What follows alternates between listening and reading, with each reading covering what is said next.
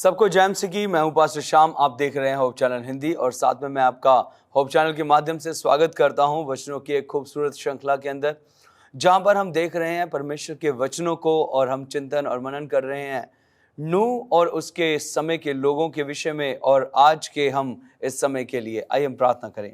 हमारे मान सच्चे जीवते अनुग्रहकारी प्रभु, ये वचन बहुत भारी हैं, इसे समझने और बूझने में हमारी मदद कर, ताकि रब्बी इन वचनों के द्वारा हम तुझ में, तेरी पवित्रता में, तेरी सामर्थ्य में दिन ब दिन बढ़ते जाएं। हमारे जीवन की हर एक कमजोरी को दूर करें और हमें ज्ञान, बुद्धि और समझ से परिपूर्ण करें, ताकि हमारे जीवन तुझे बढ़ने पाए। प्रभु यीशु के नाम से मांगते हैं, आमीन। प्रिय मित्रों, हम लोग पढ़ रहे हैं बाइबल के अंदर से बहुत ही गहन एक विषय है कि नूह और उसके समय के लोगों ने किस तरीके से परमेश्वर की बुलाहट को, परमेश्वर की पुकार को उन्होंने दरकिनारे किया और किस तरीके से नूह ने परमेश्वर की बुलाहट को की इज्जत की और उसने परमेश्वर की बुलाहट का सम्मान करते हुए अपने जीवन को परमेश्वर के हाथों में समर्पित किया। हमने पिछले हफ्ते देखा बहुत गहन चिंतन, जो पिछले वचन में देखा कि किस तरीके से जो परमेश्वर है, इसकी जो बुलाहट है, इसके कुछ महत्वपूर्ण भाग हैं और ये क्यों बुलाता है हम इसको जान सकते हैं। हमने देखा था पिछले वचन में, पवित्र जीवन जीने के लिए परमेश्वर हमें बुलाता है। वो चाहता है कि हम पवित्र रहें, वो चाहता है कि हम शुद्ध रहें, वो चाहता है कि हम परमेश्वर के आत्मा के द्वारा और भी ज्यादा सामर्थी बने और हमारे जीवन से पाप जो है वो दूर हो जाए। परमेश्वर चाहता है कि हम उसके सदृश पवित्र बने। एक समय था जब शैतान ने हमें हमारे जीवन से, आदम और हवा के जीवन से उस पवित्रता को दूर किया, लेकिन आज परमेश्वर उसी वचनों के द्वारा हमें पवित्र करने के लिए बुलाता है।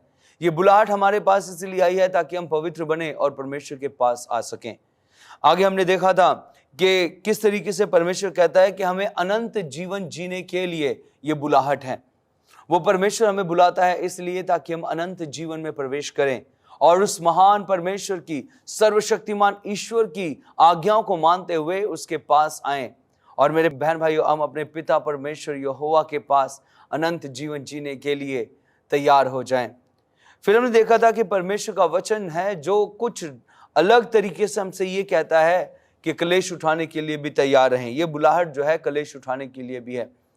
कलेश उठाना हमारे लिए अच्छा है, क्योंकि परमेश्वर का वचन कहता है, धन्य है वे जो मेरे नाम के कारण सताए जाते हैं, क्योंकि मेरे बेटे और बेटियां कहलाएंगे। मेरे बहन भाइयों, हमें बहुत ही जरूरी है कि हम उस परमेश्वर के पास आकर उन कलेशों को, उन दुखों को उठाते हैं। वचन कहता है कि जब हम उसके लिए दुख और कलेशों को उठाते हैं तो स्वर्ग का राज्य हमें दिया जाता है। मेरे अजीज बहन भाइयों, हम सब उसके बेटे और बेटियां हैं। अगर हम दुख और तकलीफ उठाते हैं, कलेश उठाते हैं और इन कलेशों के अंदर परमेश्वर की आराधना करते हैं, याद रखें हम उस सच्चे एकमात्र परमेश्वर के पास आ रहे हैं। वचन हमसे साफ कहता है कि हमें अपने जीवन को जांचने की जरूरत है। क्या हम अपने जीवन के अंदर सुख विलासों की तरफ भाग रहे हैं? आज बहुत सारे लोग हैं जो सुख विलास के लिए परमेश्वर के पास आते हैं, जो बड़ी रकम के लिए, जो किसी और देश के अंदर जाने के लिए, या जो अपनी बड़ी बड़ी मांगों को रखवाने के लिए परमेश्वर के पास आते हैं। लेकिन बाइबल का परमेश्वर हमें इससे विपरीत लेकर जाता है। वो कहता है कि अगर हम लालच रखते हैं पैसों का और पैसों के लालच के पीछे परमेश्वर के पास आते हैं, तो कहता है कि लालच जो पैसों का है वो सब बुराइयों की, सब पाप की जो है एक जड़ है, एक रूट है जहां से बुराइयां निकलती हैं। तो परमेश्वर ये कहता है कि हमें इस संसार के सदृश नहीं बनना है। परमेश्वर चाहता है कि हम अपने आप को पवित्र करें, अपने आप को शुद्ध करें, अपने आप को अनंत जीवन की ओर लेकर चलें। और वो परमेश्वर कहता है कि हमें कलेश उठाना पड़ेगा। शैतान जो हमारा विरोधी है, वो कभी नहीं चाहता कि हम आराम से, खुशी से के साथ रहें, खुशी के साथ अपने जीवन को बिताएं। लेकिन परमेश्वर एकमात्र सच्चा परमेश्वर है। वो ये कहता है कि इस धरती पर अगर आप दुख उठाते हैं तो परमेश्वर हमारे लिए स्वर्ग राज्य के अंदर वो शांति, वो करुणा, वो दया और वो आनंद लेकर तैयार खड़ा है। जब हम परमेश्वर के पास जाएंगे, वो शांति, वो आनंद, वो धीरज, वो परमेश्वर हमें देगा। आज हमें जरूरत है कि हमें अपनी उस बुलाहट को पहचान कर उसके पास आने की। हमें जरूरत है कि हम परमेश्वर के पास आकर, उसके नजदीकी के पास आकर, उसके नजदीक आकर अपने जीवन को उसके हाथों में पूरी रीति से समर्पित करें। हमें बुलाहट को पहचानने की जरूरत है। आइए हम देखेंगे कुछ और बातें जो महत्वपूर्ण बातें हैं जब परमेश्वर हमें बुलाता है, और क्या है बुलाहट के पीछे परमेश्वर के गहरे भेद। परमेश्वर कहता है, अगर हम पढ़ते हैं मत्ती की पुस्तक और उसके 4 अध्याय के अंदर, वहां पर परमेश्वर हमें बुलाता है किस लिए? कहता है कि मन फिराओ क्योंकि स्वर्ग का राज्य निकट आ रहा है, निकट आ चुका है। और हमें अपने आप को तैयार करना है अपने मन को फिराकर। ये परमेश्वर जो है हमें हमेशा इस वचन को याद दिलाता है, मन फिराओ, मन फिराओ, मन फिराओ, ताकि हम अपने परमेश्वर के नजदीक जा सकें, हमारे मन की बुराइयां हमसे दूर की जा सकें, हमारा जीवन परमेश्वर के लिए शुद्ध और पवित्र किया जाए, ताकि जब यीशु मसीह आए तो हम सब तैयार पाए जाएं। वचन कहता है, अगर हम यहां पर पढ़ते हैं अगले वचनों के अंदर, पहला पतरस और उसके 3 अध्याय के 9वें वचन में परमेश्वर का वचन कहता है, पहला पतरस 3 अध्याय और उसका 9वां वचन कहता है, बुराई के बदले बुराई मत करो और ना गाली के बदले गाली दो, पर उसके विपरीत आशीष ही दो। मेरे अजीज बहन भाइयों, यह है परमेश्वर की बुलाहट। फिर अगला वचन कहता है, क्योंकि तुम आशीष के वारिस होने के लिए बुलाए गए हो। आमीन। परमेश्वर ने हमें आशीषों के वारिस होने के लिए बुलाया है। वो आशीषें जो कोई छीन नहीं सकता। आज आप जाएं, आपके पास पैसा है, आपके पास धन दौलत है, आपने सोना चांदी पहन रखा है, आपको डर रहेगा। आपके पास मोबाइल है, आपको डर रहेगा, अगर महंगी मोबाइल है, कहीं कोई चुरा ना ले, कहीं कोई रख ना ले, कहीं कोई छीन ना ले। मेरे अजीज बहन भाई, आज आप देखें जगत का जो हाल है, चोरी डकैती छीना झपटी कितना चल रहा है मेरे बहन भाइयों। लेकिन वो आशीष है जो प्रभु हमें देने वाला है, वो आशीषें हमसे छीनी नहीं जाएंगी, वो ना हमसे चुराई जाएंगी, ना हमसे ली जाएंगी। वो आशीषों के वारिस हम होंगे। वचन साफ कहता है कि तुम इसलिए बुलाए गए हो क्योंकि तुम आशीष के वारिस होने के लिए बुलाए गए हो, ताकि हम परमेश्वर की उन आशीषों को, बरकतों को भरपूरी से ले सके। उसका वचन कहता है, बुराई के बदले बुराई मत करो। ये जीवन हमारा जो है मेरे बहन भाइयों, हमें बड़े ध्यान से जीना है। हमारे जीवन में कहीं से बुराई नहीं होनी चाहिए। उसका वचन साफ कहता है कि अगर कोई बुराई तुम्हारे साथ करता है तो बुराई का बदला बुराई से मत दो, बल्कि उसको आशीष दो, बल्कि उसके लिए प्रार्थना करो। फिर अगला वचन कहता है, और ना गाली के बदले गाली दो। आज हमारे जीवन के अंदर हम देखते हैं, संसार जो है, चलते फिरते आप किसी को भी कुछ गलत बोल देंगे तो आपको 10 बातें सुननी पड़ेंगी। चलते फिरते हम देखते हैं, अगर हम अपने कानों को बड़े ध्यान से देखें, कोई ना कोई गाली, कोई ना कोई गलत बात लोगों के मुंह से निकल रही होगी और आपके कानों में जरूर पड़ेगी। लेकिन बाइबल क्या कहती है कि अगर तुम्हें कभी गाली पड़ती है तो उसके बदले गाली नहीं देनी। वचन साफ कहता है। अगर हम यीशु मसीह के बारे में देखते हैं, और यीशु मसीह जब अपने चेलों को शिक्षा दे रहे थे तो उसने कहा कि तुम परीक्षा में ना पड़ना, और यदि परीक्षा में पड़ जाते हैं तो फिर कहता है कि एक गाल पे अगर कोई थप्पड़ मारे तो उसकी और दाहिना गाल भी फेर देना। अर्थात परमेश्वर हमें नहीं चाहता कि जिस बुलाहट में उसने हमें बुलाया है, उस बुलाहट में हमारे जीवन से कोई भी गलत बात बाहर ना आए। हमारा मन शुद्ध होना चाहिए, हमारा मन पवित्र होना चाहिए, हमारी सोच, हमारे विचार, हमारे ख्याल पवित्रता से परिपूर्ण होने चाहिए। लेकिन शैतान ने हमें उकसा कर परमेश्वर की पवित्रता से, परमेश्वर की सामर्थ्य से, परमेश्वर की करुणा से, उसकी भलाइयों से उसने हमें अलग कर दिया है।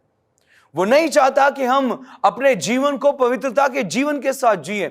वो शैतान नहीं चाहता कि हम परमेश्वर के साथ एक साथ मिलकर रहें। वो नहीं चाहता कि हम प्रभु की आराधना करें।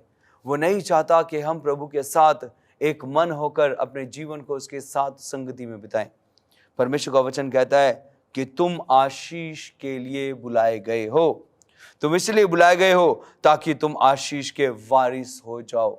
मेरे अजीज बहन भाइयों, हम आशीष के लिए बुलाए हैं। परमेश्वर चाहता है हमारे जीवन के अंदर, इससे पहले कि आशीष आए, परमेश्वर चाहता है जो हमारे मैल है, जो गंदगी है, जो बुराइयां हैं, उन सबको निकालना बहुत जरूरी है।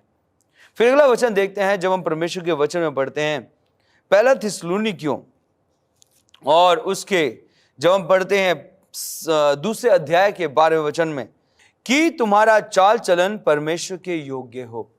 आमीन। परमेश्वर का वचन कहता है कि हमारा जो चाल चलन है वो परमेश्वर के योग्य होना चाहिए। फिर उसका वचन कहता है, जो तुम्हें अपने राज्य और महिमा में बुलाता है। अजीजों, परमेश्वर के पास स्वर्ग में जाना आसान नहीं है। उसके लिए हमें अपने जीवन को जांचना बहुत जरूरी है। उसके लिए हमें अपने जीवन के अंदर हर एक बात पर ध्यान लगाना बहुत जरूरी है। उसके लिए हमें अपने आप को परमेश्वर की पवित्रता में समर्पित करने की बहुत जरूरत है, क्योंकि वचन साफ कहता है कि तुम्हारा चाल चलन परमेश्वर के योग्य हो जाए। ऐसा चाल चलन जो परमेश्वर को भाता हो। परमेश्वर को वो चाल चलन पसंद नहीं है जिसके अंदर हम थोड़ा सा प्रभु में और थोड़ा संसार में रहे। वचन साफ कहता है, या तो तू ठंडा हो जा या तो तू गर्म हो जा। ना तू ठंडा है ना तू गर्म है, मैं तुझे अपने मुंह से उगलने वाला हूं। कहीं ऐसा तो नहीं हमारा जीवन जो है मेरे अजीज बहन भाइयों, परमेश्वर की जो अपेक्षा है उस अपेक्षा तक उतर ही नहीं रहा। कहीं ऐसा तो नहीं है हमारे जीवन के अंदर इतनी खराबियां, इतनी कमजोरियां, इतनी कमियां हैं कि हम परमेश्वर के तुल्य हो ही नहीं रहे। हमें अपने जीवन को परमेश्वर के पास लाने की बहुत जरूरत है। और वो वचन कहता है कि जैसा परमेश्वर का चाल चलन है, तुम्हारा चाल चलन परमेश्वर के योग्य होना चाहिए।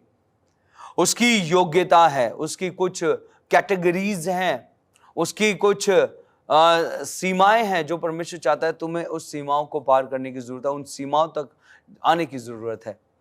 और वो कैसे हो सकता है? जब हम अपने जीवन को परमेश्वर के योग्य चलाते हैं, उसके चाल चलन के योग्य चलाते हैं। वचन कहता है, रोमियो 12वें अध्याय के पहले वचन के अंदर कहता है कि अपने जीवनों को पवित्र, जीवित और परमेश्वर को भावता हुआ उसको कुर्बान करो, उसको समर्पित करो। यह तुम्हारी आत्मिक सेवा है। तो यहां पर परमेश्वर का वचन कहता है, जब बुलाहट आती है तो परमेश्वर का वचन हमसे कहता है कि बेटा और मेरे बेटियों, तुम्हें परमेश्वर के अनुसार अपने चाल चलन को करना है। हमारे चाल चलन में मिलावट नहीं होनी चाहिए, हमारे चाल चलन के अंदर बुराइयां नहीं होनी चाहिए। हमारे चाल चलन जो है पवित्रता का चाल चलन होना चाहिए। उसका वचन कहता है, तेरी हाँ की हाँ होनी चाहिए और तेरे जो जुबान से निकले ना की ना हो। बीच वाली कोई बात नहीं होनी चाहिए। लेकिन माफ कीजिएगा, आज संसार जो है ना तो हाँ कर रहा है ना कर रहा है, वो अटका के रखता है, चालबाजियों की तरफ जाता है, लोग धोखाधड़ियों में लेकर जाते हैं।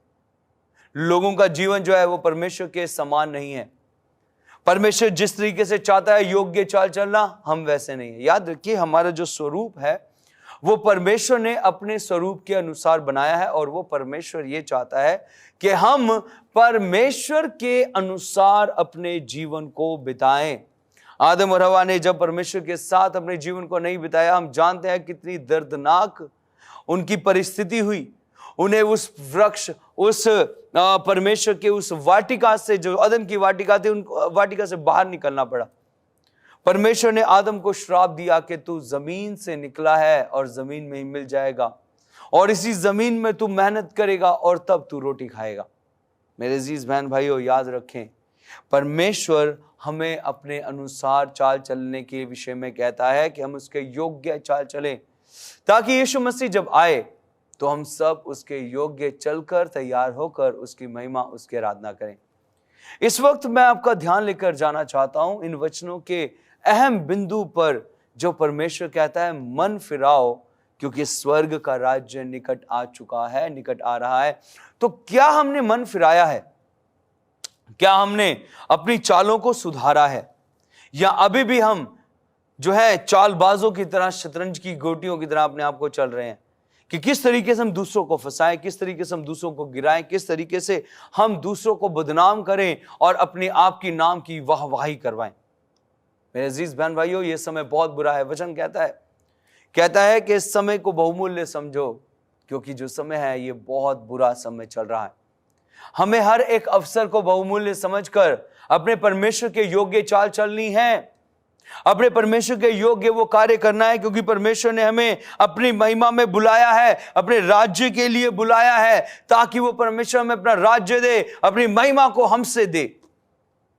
परेशानी की बात यह है कि हम अपनी महिमा खुद कराना चाहते हैं, हम परमेश्वर की महिमा नहीं करते। हम लोगों की निगाह में एक बहुत सामर्थी, लोगों की निगाह में बहुत ज्यादा पावरफुल, ताकतवर इंसान बनना चाहते हैं, ताकि जहां भी जाएं लोग खड़े हो जाएं। मेरे अजीज बहन भाइयों, वचन तो साफ कहता है कि जो बड़ा होना चाहिए, चाहे वो अपने आप को नम्र कर ले। जो आपके बीच में परिपक्व होना चाहता है, वो अपने आप को छोटा कर ले, नम्र बन जाए। मुझे किस्सा याद आता है प्रभु यीशु मसीह का। जब वो अंतिम भोज में बैठे, तो आपने पढ़ा है वचन सबने, आप जानते हैं कि प्रभु यीशु मसीह ने उस समय अपने ऊपरी वस्त्र उतारे, कमर पर पटुका बांधा और हाथ में एक बर्तन लिया और अपने चेलों के पैर धोने लग गए।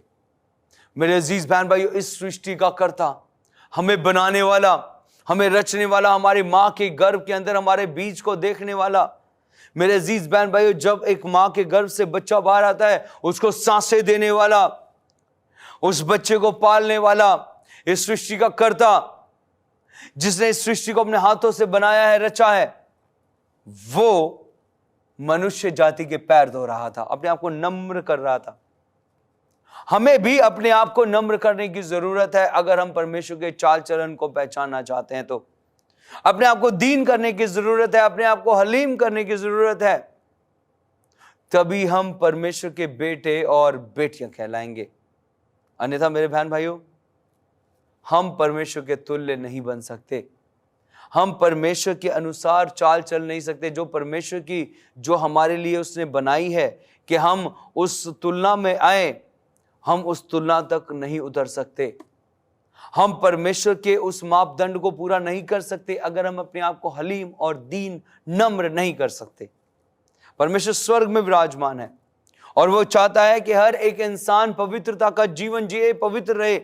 और शैतान हमें हर समय भरमाता है, हमारे परमेश्वर से वो दूर लेकर जाता है, ताकि हम परमेश्वर की पवित्रता में ना बन सके, ताकि हम परमेश्वर के तुल्य, उसकी जो तुलनात्मक, जो उसने हमारे लिए कैटेगरी रखी है, हम वहां तक ना जा सकें।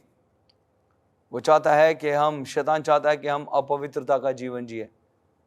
आज उसने हर एक मनुष्य जाति के लिए, अपवित्रता के लिए उसने षड्यंत्र रचे हैं। उसने एक ऐसा पाप, घिनौना पाप, जिसको हम व्यभिचार कहते हैं, एडल्ट्री कहते हैं, उसने हर एक के जीवन के अंदर उस एडल्ट्री को भर दिया है। एक ऐसी कार्य को कर दिया है कि मनुष्य जो है वो परमेश्वर से, उसके वचन से, उसकी शिक्षाओं से, उसकी आज्ञाओं से भटक रहा है। बहुत खतरनाक वचन है मेरे बहन भाइयों। अगर हम परमेश्वर के वचन की ओर ध्यान देते हैं, उसके ऊपर चिंतन मनन करते हैं, मेरे अजीज बहन भाइयों, हमें परमेश्वर की पवित्रता में बढ़ने से कोई नहीं रोक सकता। अगर हम उसकी तरफ नहीं ध्यान देते, तो याद रखें, शैतान हमारा विरोधी तैयार खड़ा है, वो हमें पकड़ के फाड़ के खा जाएगा। अगली बात जो परमेश्वर हमें बुलाहट में देना चाहता है, वो कहता है, पहले आशीष देने के लिए बुलाता है, अपनी महिमा और राज्य देने के लिए बुलाता है, और वो चाहता है कि हम कैसे हों, एक ऐसी चाल चलन चलें जो परमेश्वर के तुल्य हो, और जिसकी परमेश्वर जो है उसकी योग्यता में हम चल सकें। हम अब देखेंगे और परमेश्वर का वचन क्या कहता है। अगर आप मेरे साथ निकालें पहला कुरिन्थियों की पुस्तक और उसके 7वें अध्याय के 15वें वचन में, परमेश्वर का वचन यहाँ पर साफ कहता है, परंतु जो पुरुष विश्वास नहीं रखता, यदि वह अलग हो तो अलग होने दो। ऐसी दशा में कोई भाई या बहन बंधन में नहीं है, परमेश्वर ने हमें मेल मिलाप के लिए बुलाया है। याद रखें, परमेश्वर की बुलाहट किस लिए है? उसकी बुलाहट मेल मिलाप के लिए है। उसकी बुलाहट उस सर्वशक्तिमान परमेश्वर के साथ मेल मिलाप की है कि हम लोग जो है परमेश्वर की सामर्थ्य में भरकर तैयार किए जाएं और उस पिता के साथ मेल कर लें, जिसका मेल कराने के लिए प्रभु यीशु मसीह आज से 2000 साल पहले इस धरती पर आया था। लेकिन माफ कीजिए, हम लोग मेल मिलाप और शांति के साथ रहना पसंद नहीं करते। वो परमेश्वर कहता है कि हमें एक दूसरे के साथ मेल मिलाप अर्थात शांति के साथ रहने की जरूरत है। लेकिन उतनी ही अशांति आज शैतान ने हमारे मन में भर दी है। हम किसी की तरक्की देखकर खुश नहीं है, हम किसी को ऊंचा पद मिलता है वो देखकर खुश नहीं है। हमारे जीवन के अंदर यदि कोई किसी का नाम या किसी का काम आगे बढ़ रहा है, उसको देखकर हम खुश नहीं है। हम चाहते हैं कि उस जगह पर हम पहुंच जाएं, हम चाहते हैं उस जगह पर हमारा नाम हो, उनका नाम ना हो। लेकिन मेरे बहन भाइयों, ये एक ही तरीके से हो सकता है जब हम पूरे दिल से, पूरे मन से अपने आप को परमेश्वर के सामने दीन और नम्र करते हैं। उसका वचन कहता है कि वो बुलाता है हमें शांति के लिए। वो चाहता है कि हम शांति के साथ अपने जीवन को, अपने भाई बहनों के साथ, अपने परिवारों के साथ अपने जीवन को व्यतीत करें। लेकिन शैतान बहुत चालाक है, वो हमें शांति में से रहने नहीं देगा, ना ही वो शांति हमारे पास आने देगा जो परमेश्वर हमें देना चाहता है। इसलिए आइए मेरे बहन भाइयों, हम आज परमेश्वर की बुलाहट को पहचानें, क्योंकि ये जो बुलाहट है ये आशीष देने के लिए है। ये जो बुलाहट है ये उसके राज्य और महिमा के लिए है। ये जो बुलाहट है परमेश्वर की शांति से रहने के लिए बुलाहट है। आइए हम सब इस बुलाहट को पहचानें। इस संसार में हम भटकते हैं और ये संसार हमें कुछ नहीं दे सकता। ये संसार हमसे लेता है, हमारे जीवन का सुख, चैन, वैभव सब ले लेगा, लेकिन हमें देगा क्या? हमें अशांति, अशुद्धि। और परमेश्वर को ये चीजें पसंद नहीं है।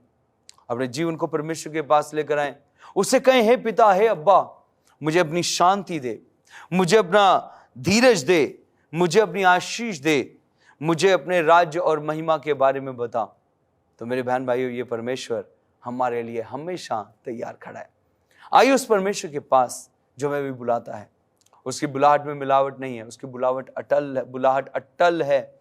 वो सिद्ध परमेश्वर है, सर्वशक्तिमान परमेश्वर है, स्वर्ग में विराजमान हमारा पिता है। आइए और उस परमेश्वर के पास आए। प्रभु आप सबको आशीष दे। आइए हम सब अपनी आंखें बंद करें, प्रार्थना करें। हमारे महान पिता, इस वक्त हम धन्यवाद देते हैं इन अच्छे पलों के लिए। मैं धन्यवादित हूं तेरे बच्चों के लिए जिन्होंने वचन को बड़े ध्यान से सुना है और अपने जीवन में ग्रहण किया है। मैं चाहता हूं परमेश्वर, अपने बच्चों को आशीष देना, बल, ताकत और सामर्थ्य देना, ताकि तेरे बच्चों से मसीह सिर्फ और सिर्फ तेरी महिमा हो। मैं दुआ करता हूं इन वचनों के अनुसार हमारे जीवनों को चलाएं और अपनी महिमा लें। प्रभु यीशु के नाम से मांगते हैं, आमीन। मेरे अजीज बहन भाइयों, मैं धन्यवाद देता हूं आपका कि आपने इन स्टडीज को, इन वचनों को बड़े ध्यान से सुना है। इसे अपने तक ना रखें, लेकिन बांटे दूसरों के साथ। यदि आपके पास कोई भी प्रश्न है बाइबल से रिलेटेड, तो आप हमें कांटेक्ट कर सकते हैं। होप चैनल की टीम को आपके पास नंबर आ रहा है, आप यहाँ पर फ़ोन कर सकते हैं, आप बात कर सकते हैं। यदि आपके पास कोई प्रार्थना निवेदन है तो अपने प्रार्थना निवेदन हमारे साथ बांट सकते हैं, साझा कर सकते हैं, ताकि हम सब मिलकर आपके लिए दुआ करें, आपके लिए प्रार्थना करें और एक दूसरे को ऊपर उठाएं। प्रभु आप सबको आशीष दे। सबको जय मसीह की।